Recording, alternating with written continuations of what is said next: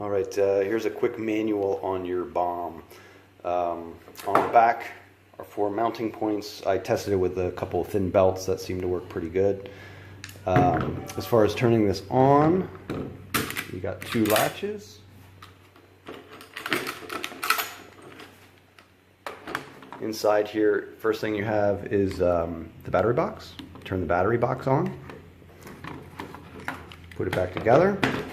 And now it's still nothing's gonna do anything at this point. But this arms it, and then that goes boom.